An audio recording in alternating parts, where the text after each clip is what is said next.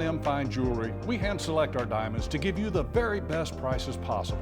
Monty knows a great deal when he finds one. Find your great deal at L&M Fine Jewelry. Your diamond destination. Hey, what's going on, everybody? Samuel Akem here, and I am back with another one. I appreciate you guys tapping in. What a season. What a game. Oh my goodness. The national championship, the FCS national championship just concluded. I appreciate you guys for tapping in. Please hit the like. Please hit the subscribe. We're going to be reacting to the Montana State versus North Dakota State national championship game. It just ended literally within under 30 minutes ago. North Dakota State won the game. I'm gonna be giving all my thoughts about how freaking amazing this game was, how amazing both these seasons have been, and, you know, just my thoughts about everything. So make sure to hit the like button, make sure to hit the subscribe button, make sure to leave me a comment down below. Give me your thoughts about the game down below, and we will get straight into it. Wow, what a game. My goodness. For a second there, it seemed like, you know, North Dakota State could do no wrong, and when it really comes down to it, when you look back onto it, when you look back at it, that really seems to be what ended up hurting North Dakota State in this game, you know, Montana State in this game, excuse me. Two teams with state in the name. Man, my mind is going all over the place after watching this game. First things first, you know, great season to Montana State, great season to the North Dakota State Bison. I mean, both programs have had an amazing season. Both programs deserve a ton of respect, a ton of applause. You know, it takes a lot of hard work to get to the national championship. It takes a lot of hard work to be undefeated. It takes a lot of hard work to win that game. You know, there's a lot of blood, sweat, and tears that takes place around this time, starting around this time of the year for a lot of teams. And, you know, it's a long mountain climb to get up there. So congrats to both. Unfortunately, there can only be one champion, and for the 10th time at the FCS level, that is the North Dakota State Bison. They come out victorious. Let me just give a final curtain call to Cam Miller and Tommy Mellott. I mean, what an amazing career from both of those quarterbacks. And on the biggest stage in the national championship, we got to see Tommy Mellott fully healthy for a national championship game, and neither of them disappointed. It was a phenomenal game to watch. It was a lot of Cam Miller in the first half, a lot of Tommy Mellott in the second half, but Cam Miller, I mean, let's take a look at the stats. Cam Miller, 19 for 22. I mean, for him to have this be his last game at college football, for him to win a national championship, came up short last night for the Walter Payton Award. Tommy Mellott won that, but Cam Miller said, I'm going to get the national championship that matters. I'm going to get the award that matters, which is going to be the game on Monday. Actually, I think the award ceremony, it was last night. Either way, Cam Miller had vengeance on his mind, and he came out, showed out. He had an amazing game, 19 for 22, 200 yards, 2 touchdowns, just flawless. I mean, a quintessential Cam Miller game, at least of what I've been watching the last 2 years. Very, very efficient. Not going to put the ball in harm's way. But, I mean, go down here. 121 yards rushing, 18 carries, 2 touchdowns. Literally 4 touchdowns in the game, a total of 321 yards of offense. I mean, Cam Miller deserves all the praise. If you've watched this playoff run for the Bison, the team has heavily leaned on him. He's done a ton. Throughout this season, Cam Miller has really been the one, and it comes down to, I keep mentioning Zach Kennel, Blue Bloods, FCS Blue Bloods, FCS Football Central. He's a great reporter at the FCS level. I mean, he covers the game amazingly. Go check out his stuff. But he made a comment on the Mega Live a couple of last week, or maybe that was 2 weeks ago, and he said, North Dakota State, South Dakota State, Montana State, teams like that are good at winning in the margins. And specifically, I think we were talking about North Dakota State at the time. Cam Miller knows how to make winning plays when it is time to win. You go back to this game tonight, throws that he had to make at certain times that he made. The throw to Bryce Lance, I believe that was a third down. It might have been a second down, but it was a crucial down in the game, and he made the throw that he needed to make at the time that he needed to make it at. When he has to run the ball, he knows when he needs to run the ball, making checks at the line. I do want to give props to Brock Osweiler on the call. The other gentleman who was the the play-by-play guy. They did an amazing job on the call, and Brock Osweiler made a great point of pointing out how sometimes at the line, when Cam Miller sees good matchups at the line, he will get his team in the right play that is going to be advantageous for them. And I mean, oh man, what a game by Cam Miller. But also, I don't want to get lost on what Tommy Mellott did in this game. Not super efficient in the passing game, but 195 passing yards on 13 of 24 passing, 2 touchdowns, did not throw any interceptions, and then he had 135 rushing yards on the ground for 230 total yards of 330 total yards of offense. I mean, oh, and I think I said 221 for Cam Miller, 321 for Cam Miller, 330 for Tommy Mellott. And I think I talked about it last week. This game is really going to come down to how well these quarterbacks can play. Tommy Mellott, his legs, being able to throw a little bit. I do believe Cam Miller throws the ball better, and we got a healthy sample size right here that does illustrate that. But I don't want to get lost in the sauce. An amazing game from both teams. Tommy Mellott with the Bobcats and Cam Miller with the Bison. I mean, a battle of the quarterbacks it was, and it was a great showdown. If you missed it, I am so sorry for you. I mean, both quarterbacks showed up, the finalists for the Walter Payton Award. I mean, this is what you want to see in the national championship game. You want to see a 3-point game with both teams with an opportunity to win the game. Obviously, North Dakota State had kind of handled it. It gets tight down there at the end, but North Dakota State really took a commanding lead with that last long drive they went on. I can't even remember how long the drive was, but I mean, just an amazing game, an amazing output from both of these. State University of Montana football is a way of life. Lithia Ford has long been a proud sponsor of Grizz football, and Lithia Ford of Missoula is thrilled to have several of the best Montana football seniors driving the best trucks in Montana. Aspen Sound is the premier car audio and accessory shop in Montana. Aspen Sound makes sure the boys are riding in style with tinted windows and state-of-the-art stereo systems. There's always a party in Montana. Whether you're going to a concert, a wedding, or a football game, the Montana Party Bus will get you there. Skyline Sports and ESPN MT cover the Big Sky with more depth than anyone. Check out SkylineSportsMT.com and tune in to Nuanez Now on 102.9 ESPN Missoula every day. My Montana Roots and Wear Your Roots clothing is your go-to spot for the most unique and comfortable lifestyle clothing you'll find anywhere. And get your custom t-shirts to support your favorite player. From 5 local businesses who love Montana, best of luck to the Grizz as they pursue another Big Sky Conference championship. Both teams played an amazing game. Both teams should be proud. I mean, a battle of the quarterbacks. It was an amazing back-and-forth battle to watch from these quarterbacks. Early on in the game, North Dakota State really got up to a heavy lead on Montana State. I mean, I don't know how else to explain this game other than, Montana State didn't take advantage when they had the opportunity early, and that really put them in a hole. I mean, a 21-3 hole at halftime is almost impossible in a national championship game to come back from. They were able to battle back from it. They weren't able to get the stop when they needed to get that crucial stop, but they were able to make it a closer game than it looked like it was going to be. Credit to them. Credit to the medal, the championship medal of the Montana State Bobcats, but it wasn't enough to surmount Cam Miller and the Bison. I mean, I don't want to harp on Cam Miller and what he did in this game too much, but when you look at the numbers, I mean, 77 rushing yards from Shamar Brown. I do not want to get lost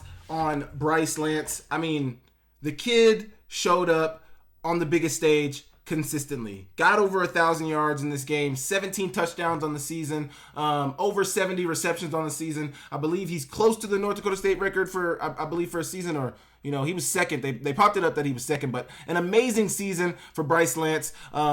Now all eyes turn to him and some of the other younger players on this squad to see if North Dakota State is able to hang on to them, but we don't have to necessarily get into that right now. They are the national champions. I didn't stay and watch the post game to see who got rewarded the most outstanding player. I believe they probably would have posted that on the NCAA website. But Cam Miller. So Cam Miller is most outstanding player from the national championship game.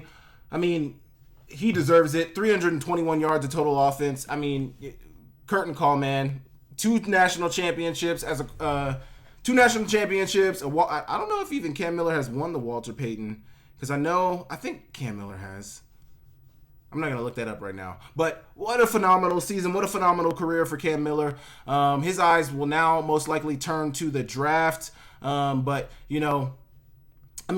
just when I talk about this is the type of national championship game you want to see. You want to see back and forth. You want to see a close game. You want to see both teams battle it out. And, my heart honestly breaks for the Montana State Bobcats.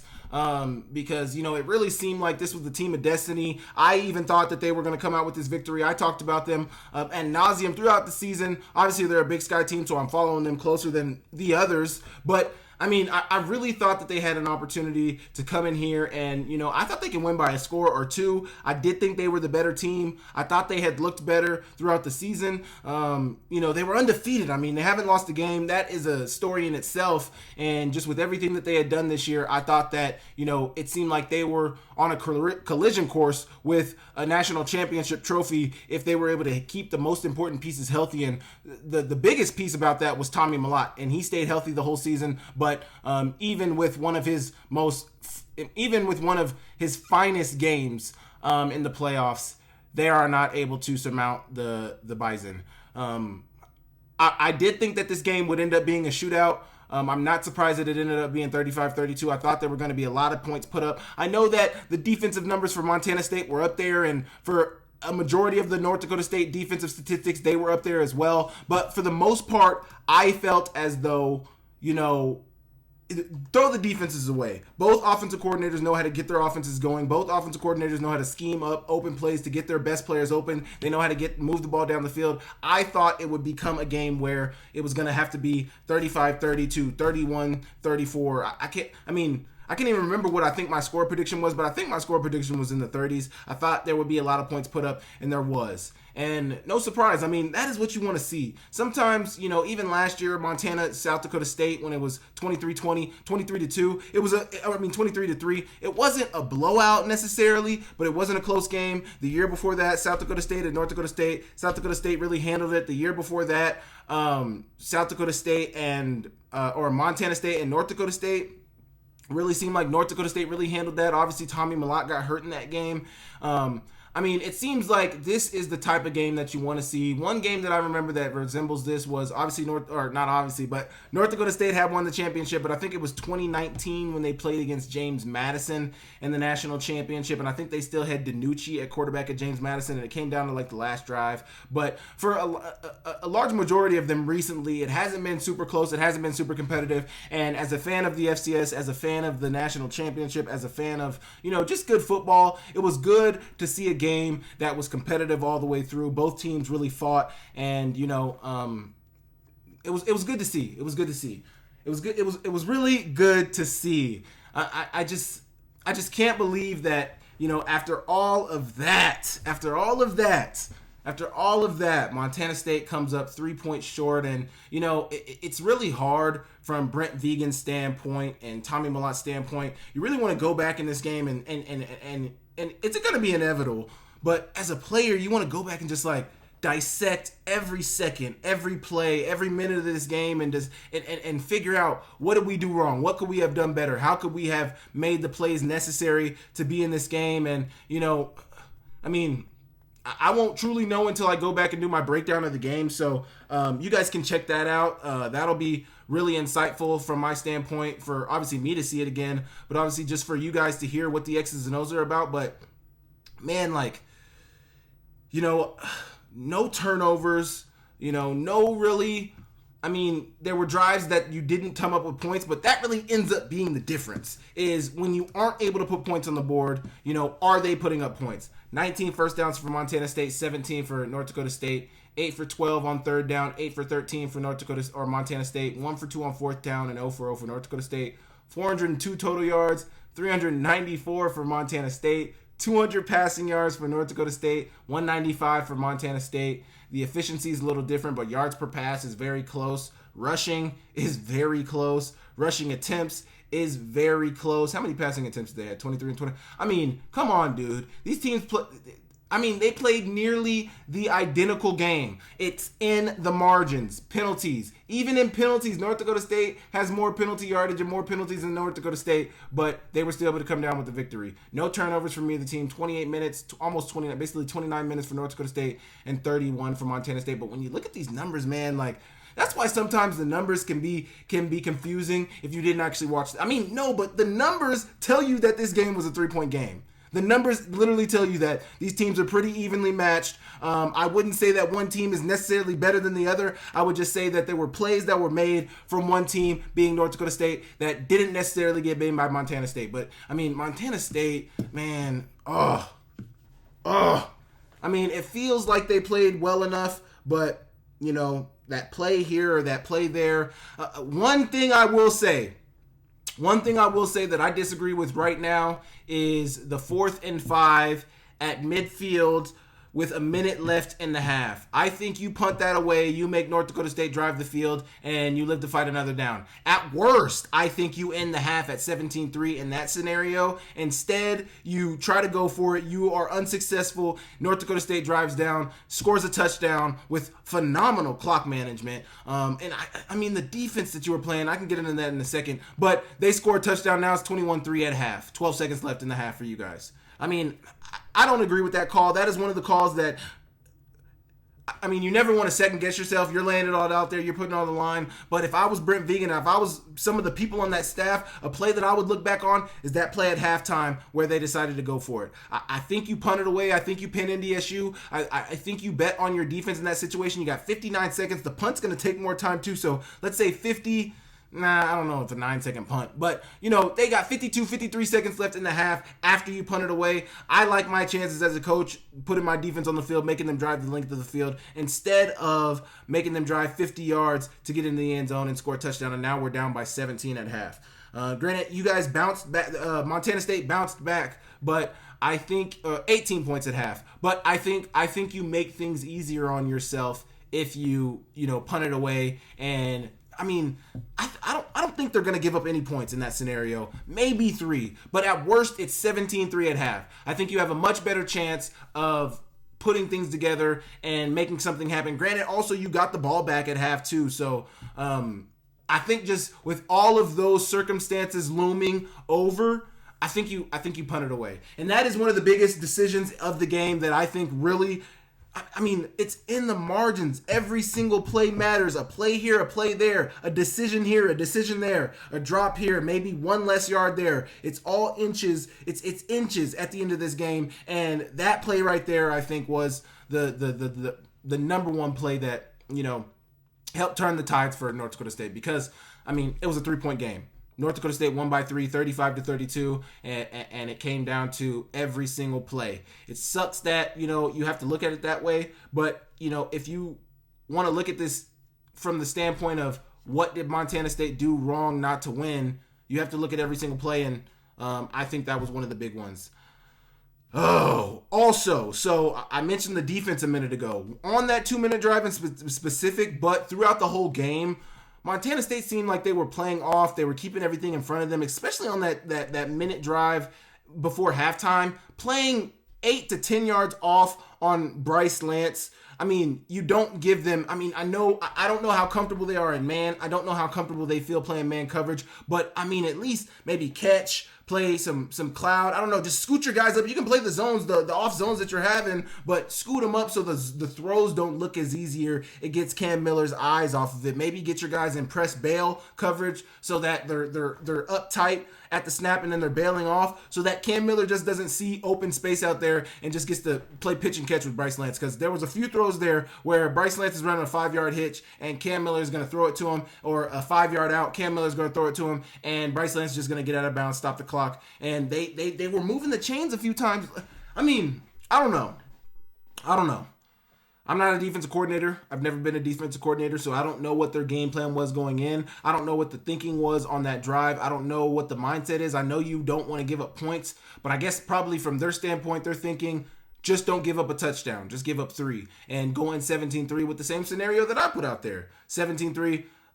Obviously, they didn't think they were going to give up a touchdown. Hindsight is 2020. We are looking at it now after the fact, knowing that North Dakota State scored. But obviously, Montana State was probably hoping to stop them, and they weren't able to. And I'm guessing that's probably what led to them playing very loose coverage in that situation, because they're probably thinking, let's just keep everything in front of us. They're going to run out of time. They're going to get 3 points, and then we're going to get out of here down 14 at half. They ended up being down 18 at half, and, the thinking just backfired. And that's coaching in a nutshell. You make decisions. They sometimes they work out. People love you. Sometimes they don't work out, and people hate you. It's the same thing with that 4th and 5 that they went for and they didn't get. If they get it, we're looking at them completely different now. But I don't know what they were doing on the coverage on where they had the middle of the line wide open. I don't know if it was a 3rd and long. I can't remember the down and distance, but Cam Miller went on a 60-yard touchdown run. What was his longest run?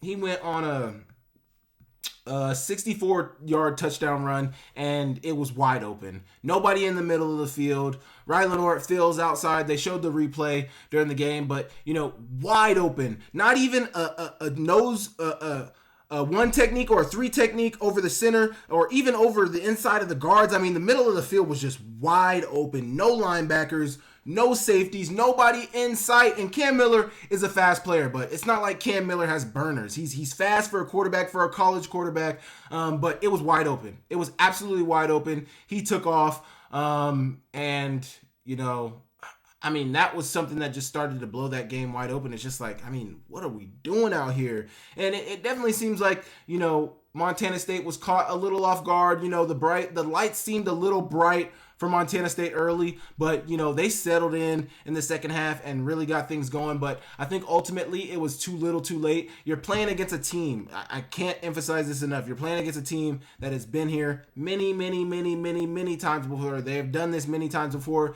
against you. These guys on this squad did this against you, I think, 4 years ago.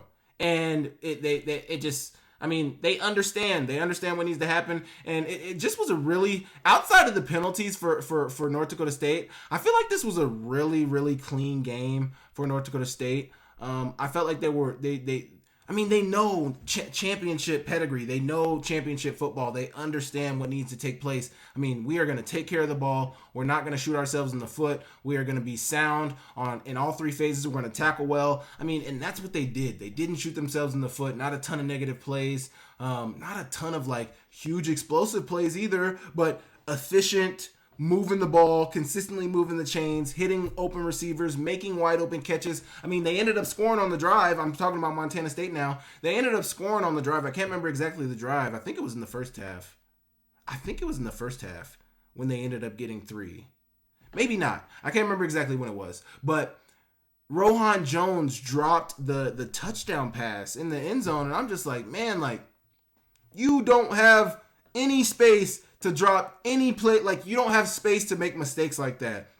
This is not the game where you make mistakes like that. Every play has to be made. You have to be sound. You got to be sound. And, it just seems like the Bison were too much for Montana State. It's just crazy because both teams were so evenly matched. But you got to move on. So, moving into the offseason now for both teams, Montana State and North Dakota State. I don't know. What are you looking at now? Because when you look at both rosters now and what they're losing, Tommy Mellott gone. Adam Jones is still here. Scontre Humphrey is still here for Montana State. Let's just go through. Join Town Pump's Pump It Up Rewards Plus program and never pay full price for fuel again. Save 5 cents on every gallon every day at any Town Pump across Montana. Plus, earn and redeem points on your favorite in-store items to get free stuff with our clubs. Stop in and pick up a rewards card. Download the Pump It Up Rewards Plus app today. Or visit townpump.com/rewards to register and start saving. Right down the road, pump it up, yeah. I don't know all the Montana State players, so I'm not going to pretend like I know everybody on this roster. But, if you look at some of the years, Julius Davis, is he a senior? I don't know, because they don't have their red shirt. They don't have, if their red shirts are not on here. But I think they're losing some offensive linemen. So look, let's do it by position here. Let's do by position. Okay. Tight ends, running backs. They got a bevy of running backs. I don't know Elliott a lot. Oh, I do know him. I think, yeah, Portland. Damn, I didn't even know they still had him. Oh my goodness. Julius Davis, a senior. Tommy Mellott, a senior. That is a big loss, and that is my biggest question mark for this Montana State squad is where do you go at the quarterback position? You got Chance Wilson, who seems like the guy who they really want to be that next guy up, but I mean, do they bring in a transfer? Do they promote within? I mean, what are they looking like? I haven't really seen a ton of these guys play minutes at Montana State. I've really only seen Chance Wilson. But then you go to the offensive line. You got Marcus Weir. You're losing him. I believe you are also losing Cole Sane on that offensive line. You're also losing Justice Perkins.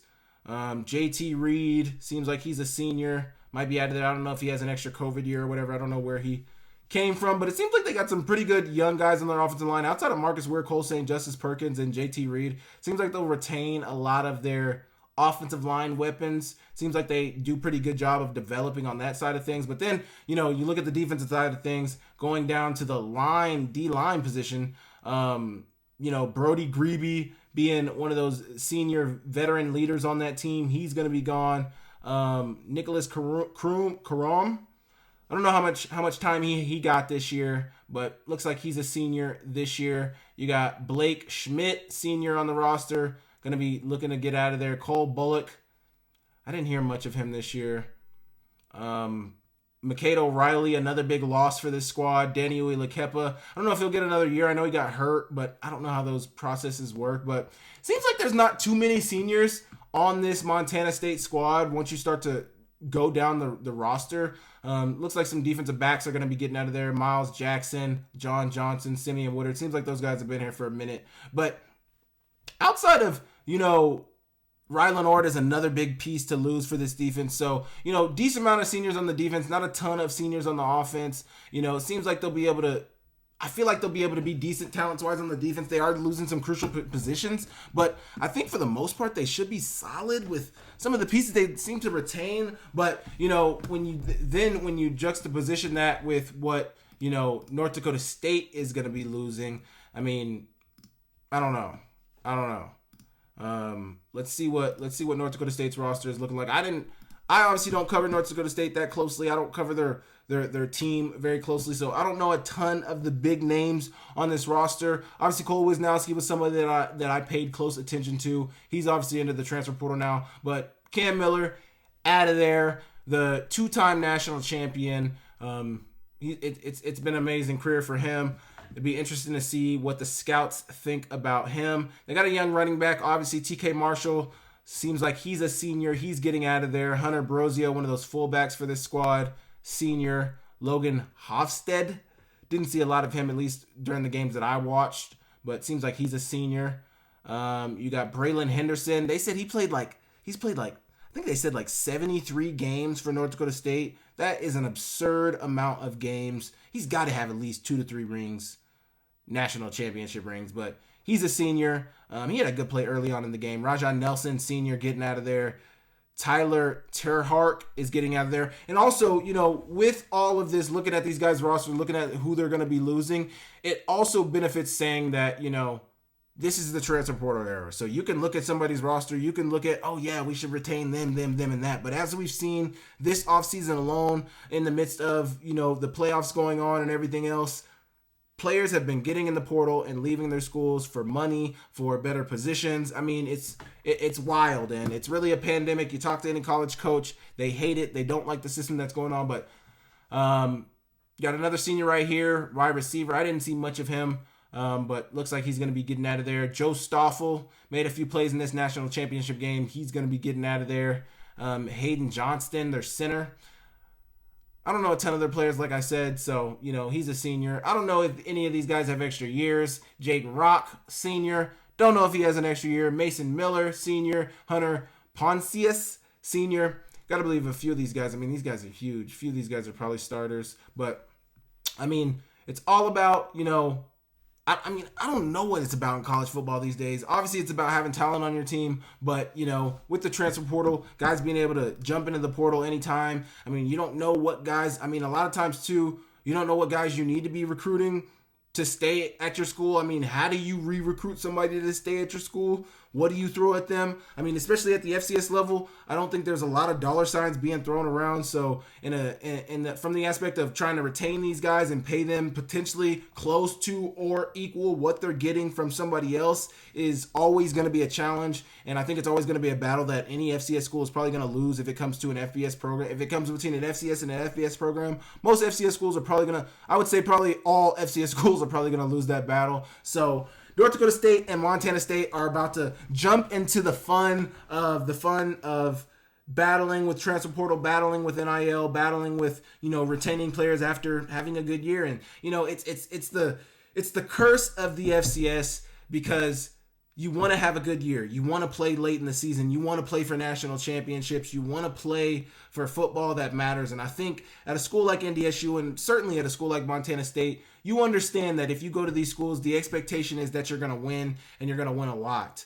But I think even with that looming around, there are tremendous amounts of money being thrown at these players that, a lot of these guys may not ever see or haven't ever. I mean, you never know. You never know.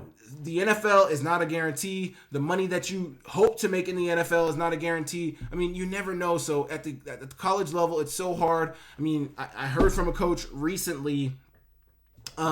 He was telling me that, some of the numbers that these guys are getting thrown, he was saying some of the astronomical 6-7-figure numbers that these guys are getting thrown, multi-year deals, 7-figure multi-year deals that these guys are getting thrown to come from the Big Sky Conference, to come from FCS football, offering them seven figures. I mean, the numbers are just astronomical. And I mean, if I was a kid in this NIL era, there is absolutely no way that I would turn down that money. There's no way. I couldn't. There is absolutely no way you can turn down dollar signs like that. And, Montana State and North Dakota State, I think are schools that are better equipped to be able to hang on to players and let them know, like, hey, you're going to play for football that matters. You're going to get in front of the scouts. You can get drafted out of this school. I mean, all that is still on the table, but, I think the money sometimes can jade all of that because, these guys get that money thrown to them. They don't even care. I mean, first off, what is the language in these contracts? Are these guys signing contracts? I know a lot of them have agents, but, I mean, I don't know what the agents are doing because it seems like a lot of these guys are signing deals that aren't even signing deals. A lot of these guys aren't even signing actual contracts. They're just making agreements, saying, yeah, that sounds good, and going and following along. So, Coach Polasek and Vigen are going to be very well equipped to be able to go attack that. And it'll be exciting to see what they're able to do. But we move into the off season of the FCS season now, and we will be, discussing all the wonderful things that are going on with the transfer portal and college football and, all of that good stuff.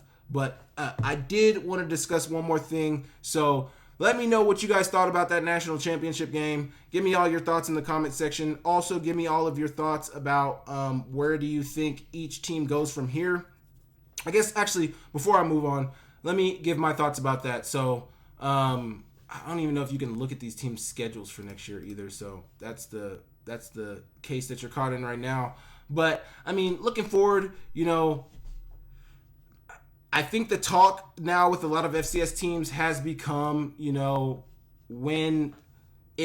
least a lot of the top FCS teams has become when and if you're going to the FBS, when you're going to get that bid. I think North Dakota State is a team that is in a lot of those talks. And I don't know. I mean, that's going to be a discussion that people want to look at this offseason. And, but I think if you're looking at next year, I think North Dakota State's losing a lot of talent. It'll be interesting to see what they do in the transfer portal, but I'll be interested to see what they look like next year. I think they can. I mean, I don't expect them to be a top-tier Missouri Valley team. I expect really South Dakota to be the team to beat in the Missouri Valley next year. But, North Dakota State has the pedigree. They're the defending national champions, so who am I to say anything? From Montana State's standpoint, I think it's going to be a rough year for Montana State next year, just because they're losing Tommy Mellott. I think he is a big piece to everything they do at Montana State, and I think, next year you're really going to see how much he was able to affect that offense and how much of a difference maker it is. And it's not saying anything surprising to tell you that, because Tommy Mellott is 100% a difference maker, and he's not just somebody that you can replace. So I'm gonna be very tapped into what they're doing next year. And seeing how things are moving for them in the transfer portal. They've obviously got really good players on their roster, so got to believe that coaches are going to be coming and calling some of these guys, trying to see if they can poach them off this roster. So we'll see how they do. I don't know if there's a ton of college coaching jobs still up for grabs for Brent Vigen's sake. If he was still, potentially looking at something, maybe he takes a coordinating job somewhere. I don't know, but he just signed the extension. What am I talking about? Brent Vigen just signed the extension, so he's locked in Montana State. Said he enjoys Bozeman City, enjoys it out there. So we'll see what they're able to build. Obviously, when you look at it now from a standpoint of, Brent Vigen and, how his career has gone at Montana State, very successful. He's won a ton. I think he's lost less than 5, maybe 10 games in his career. I think it's less than 10, not less than 5, but hasn't lost a lot of games at Montana State, has been tremendously successful, has 2 Big Sky championships, went to the national championship in his first year, went to the national championship in his 4th year, is 0-2 now. So where do you go from here? I mean, you've been to the top twice now, and you haven't been able to get it done against the same team. I mean, it sucks that questions like this have to come up, because he's an amazing coach. He's a great coach, just like Coach Houck. Coach Houck is an amazing coach, a great coach, but when you look at the national championship record, 0-4 for Coach Houck, 0-2 for Coach Vigen now, and I don't know. It's just, it sucks to say it, because how tremendously hard it is to get to the national championship. You know how hard you have to fight. You know how lucky you have to, not even super lucky, but things have to fall your way. Things have to go right for your squad. You have to get some luck. You have to get a bounce there. You have to get a play there. You have to get a play here. And everything has to work out. And, it's just so important that things go right for you in a season to make it to the national championship, and you can never replicate. I mean, look at Montana last year. Great season, lost the first conference game, ran the table after that, got the number 2 seed, got to the national championship, ran into a buzzsaw. And this year, the team looked completely different. They looked completely different. So I think, from a fan standpoint, from somebody on the outside looking in, it sucks to watch somebody not get it done, because you know how extremely difficult it is to even be in that position. I mean, the stars aligned for Montana State this year. I mean, they had a team of destiny. The squad that they have this year, the camaraderie that you could see that they had this year, the way they play the game, the way they believe in each other, the way they dominated teams this year from start to finish. I mean, they just looked like a team that was ready to do something extremely special. And now, just like that, you have 60 minutes. You play a game just like that. Tommy Mellott, gone. Brody Grebe, gone. Rylan Orr, gone. McCade O'Reilly, gone. I mean, just like that, you're looking to replace a tremendous amount of talent on your roster, and, you just don't know. You don't know. So my heart truly breaks for those guys on that Montana State squad. It truly breaks for Coach Vigen. Because legacies, man, when you look at legacies, I was somebody who was trying to say, if Tommy Mellott won the Walter Payton, if Tommy Mellott won the national championship, would he belong in the same conversation as Dave Dickinson? And I do think he still belongs in the same conversation, but there are levels. There are clearly and obviously levels. You look at the stats, people always want to point to the stats of Dave Dickinson. Incredible statistics. I don't want to get into that. Tommy Mellott had an amazing career. I'm not going to get down to comparisons in this game. It just sucks. It sucks. The reason I was getting into that is because when you look back at somebody's legacy, there's things that you look for to put them in certain conversations. Individual awards, Walter Payton, Tommy Mellott has that. All-American, Tommy Mellott has that. First team all-conference, he has that. Records at the school, he has that. National championships, he doesn't have that. And it feels like it hurts, because if there was ever somebody who you felt like should have won one, you feel like deserves one, you feel like has done enough to get one, it's Tommy Mellott. I mean, this guy has put his blood, sweat, and tears into the Montana State program. I know he's beloved at that school for life. Nobody will ever forget about Tommy Mellott. He's a Montana kid. He went down the street from his home in Butte to Bozeman to play for the Bobcats, and he had an amazing career. And it sucks that you can't. I mean, it's an amazing career. He had an amazing career. Period. At the end of that sentence, but. You would have loved to look back on it and say he had an amazing career and he won a national championship, the first one at Montana State in 40 years. And it just sucks, man, because, I was in Bozeman. Obviously I'm a Grizzly. Obviously I cover the Big Sky for Skyline Sports. So, but I was in Bozeman for that for the Cat Grizz this year. And, I could just see the fans like, man, they're so happy. I saw some guys in the bar. I had no idea at the time, but I saw guys in the bar with like huge rings on. And I asked one of my friends, I was like, what are those big rings? They're like national championship rings. Those are guys from the 84 team. And just the way that they, came together and were so happy and excited about, the year that they were having. And obviously Cat Grizz was going to be the next day. So it was going to be a really good game. And, Now, you got to take that long bus ride to the airport, that long flight home from Dallas, Texas, all the way to Bozeman, Montana, and, you just think about what if. Just what if. I mean, my heart feels for him, man. That is football. And, that's college, man. You have your opportunities. You don't make the most of them, and it's over like that. So, I know people are going to remember Tommy Mellott for a long, long time. They should never forget about him. He, at least in a Montana State jersey. Obviously, he's not going anywhere. But, he's had an amazing career. And, I don't know if it's a statue-worthy career, but, one that deserves all the accolades, all the applause, whatever you can say about it. It was an amazing career. And, what I'm really interested in now, and which I know I've been on a long, long tangent after this game. These are just all my running thoughts after this game, but does Tommy Mellott go to the NFL? And if so, what is he looking to go as? Obviously, as he showcased on that 44-yard touchdown run, he's got speed for days.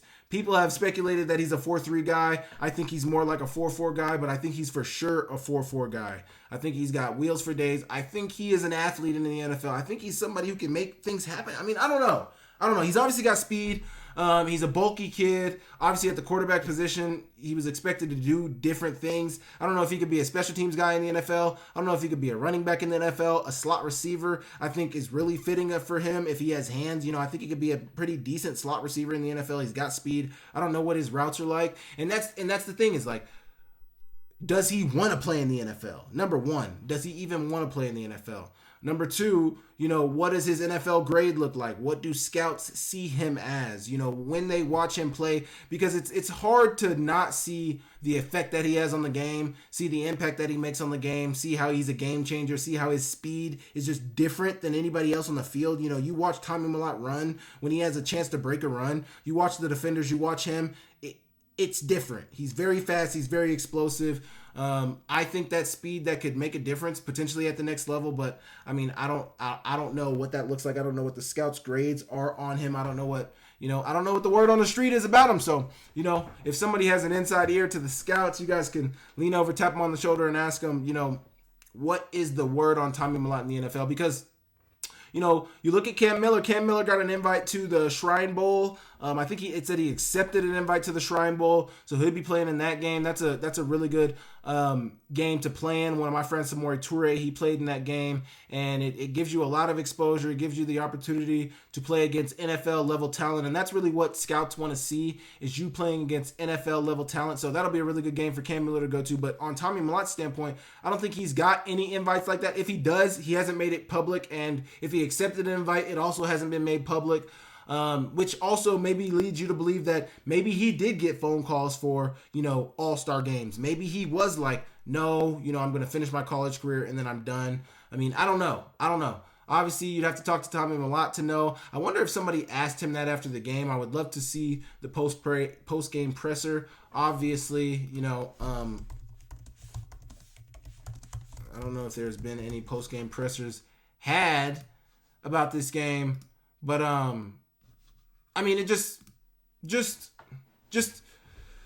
Man, I guess we'll see. We'll find out. We will find out if Tommy Mellott intends to play in the NFL or not. I'm sure he'll let it be very known what his plans are. But, you know, I'm interested to see if he wants to go to the NFL because, you know, I would love to. Number one, I want to see what his 40 time is. That's what I want to know.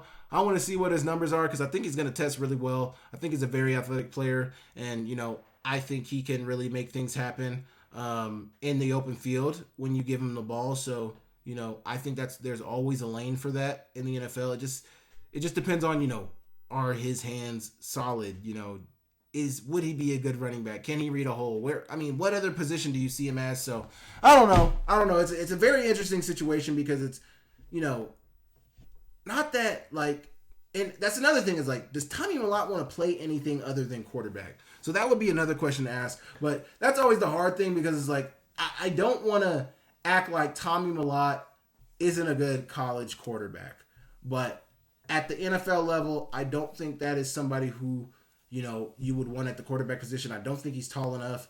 I don't think, you know, he throws the ball well enough. I think there's just some deficiencies in his game that you can't look past at the next level, at least from a passer standpoint. Certainly from a ball carrier standpoint, he is explosive and he will make a difference, I promise you, if you find a way to get him the ball in the right situation. So, you know, I guess that's yet to be seen, but, you know, you guys can let me know what you guys think. From Cam Miller's standpoint, though, I don't know what the grades are. I think he's probably a preferred free agent. I don't know if he'd get drafted. I really don't know what the grades are on him. I'm not a scout, so I have no idea what these grades are, but Cam Miller, I think, has a good chance to be a player in the NFL. You know, he's very accurate. He's had a great career. He's won, which is what I keep mentioning about him and Mark Gronowski. I think one of the things that you look at is obviously the success. The success doesn't come without playing well, and I think both of them have done that. But then, you peel the curtain back a little bit, and Cam Miller has been extremely efficient in his career. I want to know what his testing numbers are going to be as well. Not going to be as good as Tommy Mellott's, but I would like to see what his 40 is. Probably like a 4.7. 4.6 guy, if I had to guess, probably 4.7, 4.8, honestly, probably. But I would love to see what his numbers are. I would also, really, want to see his performance, in the one-on-ones and the individual drills in the game too at the Shrine Bowl, because that's going to be an opportunity, like I was mentioning, to get against NFL level talent. And, they get. Obviously, the number one thing that's going to speak for a player is their film. So when you start to scout a player, when you want to look at a player and see how he is as a player, see how he is on the field, you're going to turn on that film. You're going to turn on the film first, always. And that's what I think always you should lean on is the film as a talent developer. But next, after that, you want to look at the measurables. You want to look at the numbers. You want to look at, what he did against comparable competition. So I think the games that are going to get a lot of attention for Cam Miller are his game against Colorado. And then I think obviously this national championship game, because it's on a high level, I think that South Dakota State game will get a lot of attention too. But what scouts want to see is players against NFL competition. So that's why these reps at this All-Star game for Cam Miller are huge. He needs to throw well. He needs to be accurate. He needs to be on the same page as all the players on his team. You just need to show that you can operate, you can get the play call, you can operate at a high level, you can be efficient with the ball and all of that stuff, which I think he's shown throughout his career. But like I mentioned, it's the NFL talent piece. You're now showcasing it against NFL talent. Go show us why we should draft you. Go show us why we should throw some money at you. And, that is the season we're in now, folks. It is officially draft season. It's officially that time of year. It's officially the time to start projecting where each player is going to go, what team needs it the most. Obviously, the NFL season is still hefty in it. The semifinals at college football is still, looking to happen. It's going to be amazing. But for the FCS, they move into off season. And, for a lot of these FCS players, they're looking at the transfer portal. They're looking at the NFL draft. Or they're looking at starting real life, man. So I'll be excited to see that. But, to put a bow on the national championship game, Cam Miller and the North Dakota State Bison win the national championship game 35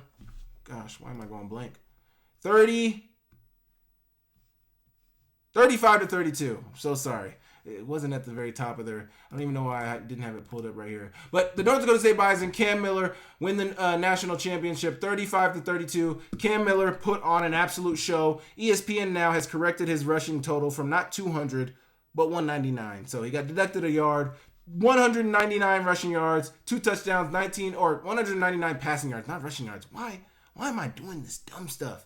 199 passing yards for Cam Miller, 19 for 22 passing, 2 touchdowns, 18 carries, 121 yards, and 2 touchdowns for a total of 320 yards of total offense and 4 touchdowns.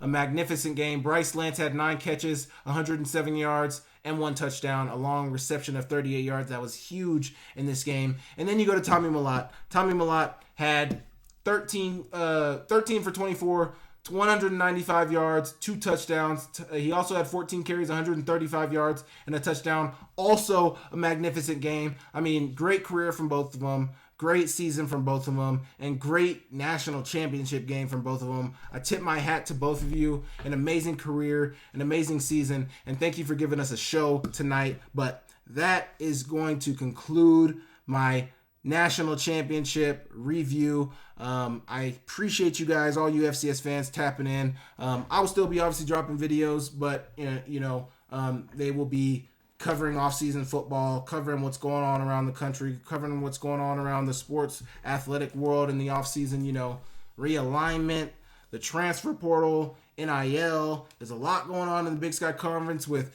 Sacramento State and Brandon Marion. They just got a commitment from a former 5-star. So those are some of the things that I'll be talking about on my channel. So continue to tap in with me for that. But that concludes the FCS regular season. It's been a nice, amazing season. I appreciate all you guys supporting me this year. I appreciate you guys all tapping in. I appreciate you fans from other schools that chose to tap in with me and see what I had to say, see what words Samuel had to say about the game. I appreciate you guys so much. So, thank you guys so much. Thank you. It's going to be an amazing offseason, and I can't wait to see what is going to happen next year in the FCS. But this year, the Bison once again reign supreme for their 10th national championship. Please make sure you guys hit the like button. Please make sure you guys hit the national championship button. Please make sure you guys hit the subscribe button. Make sure you guys leave me a comment down below. Leave me any comments of any breakdowns you guys would like me to do this offseason. A Bryce Lance breakdown is for sure on the way.